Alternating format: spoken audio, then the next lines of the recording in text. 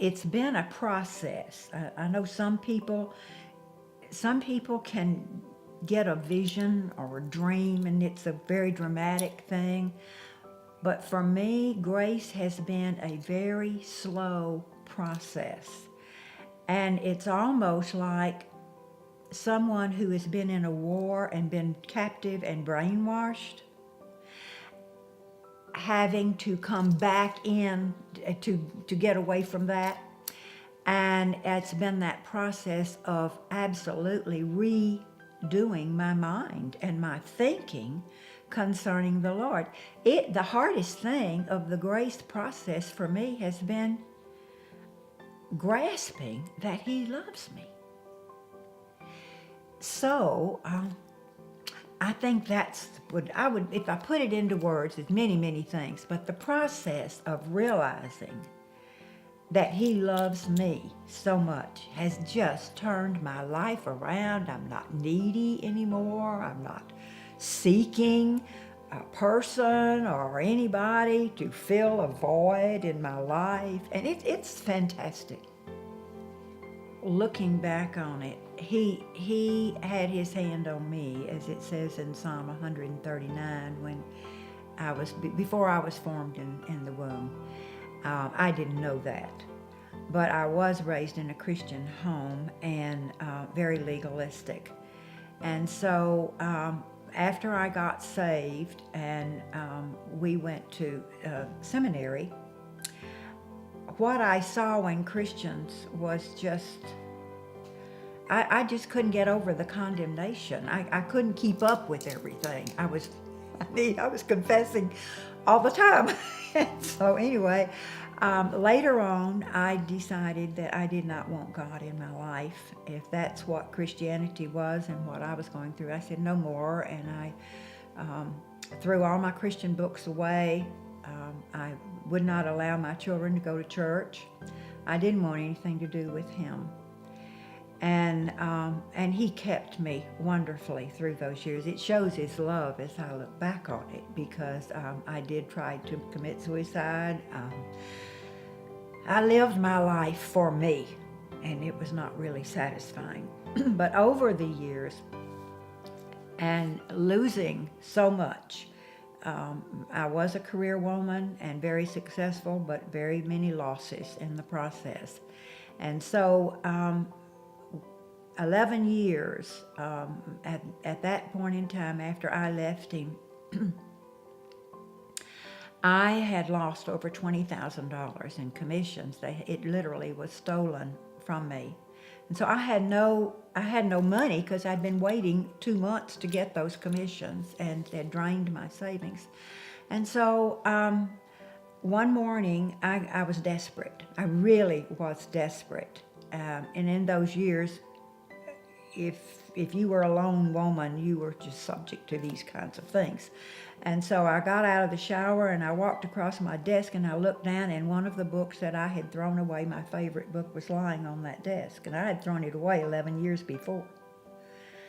And I looked at it and I picked it up, and that was February 1st. It was a devotional book, and so I read February 1st devotional, and the top line said, "This thing is from me." And I'm like, really? You think so? And I began to read it, and it said, "I have been with you all this time. If you are having financial problems, I know about it, and I'm with you. If you are having relationship problems, I know about it, and I'm with you. And I love you, and I will be with you, and this thing will work out all right." Well, by this time, the hair was standing up on my arms. I mean, I was like, oh, what is this? So I put the book down on the desk, which I never saw again after that. It disappeared. And I looked up and I said, "God, if this is you, you're going to have to work very quickly today, because I've got to move. It's the 1st of February, and my rent is due, and I don't have the rent money. So you're going to have to get real busy if this is you." And so I got dressed, and within 20 minutes, my landlord came up beside me on the road, and we pulled over, and I told him I had to move. And in the course of the conversation, he knew the people that had been involved with this, and he said, "No, you're not. You and Suzanne are not going to move.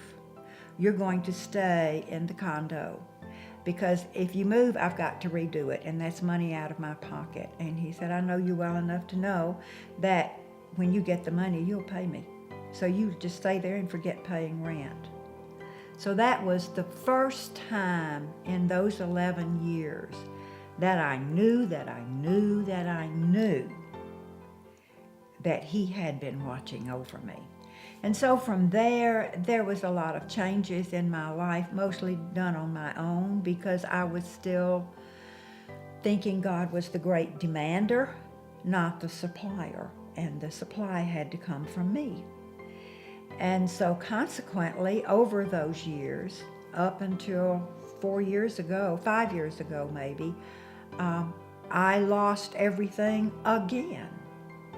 When I began to realize that my sins had been forgiven 2,000 years ago, it absolutely minimized all my failures and all my guilt and all of the wasted years. And I began to think, oh my, because I had lived my life saying that he died for me on the cross and forgave my sins at that time, the past. But the future sins were all my responsibility to ask for confession for.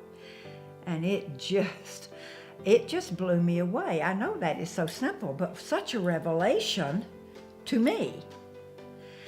And that's when the grace message of how much he loved me. I've spent my whole life trying to find a person who would love me. And all the time, he was right there, guiding me even when I didn't know it. So that's when I learned about grace.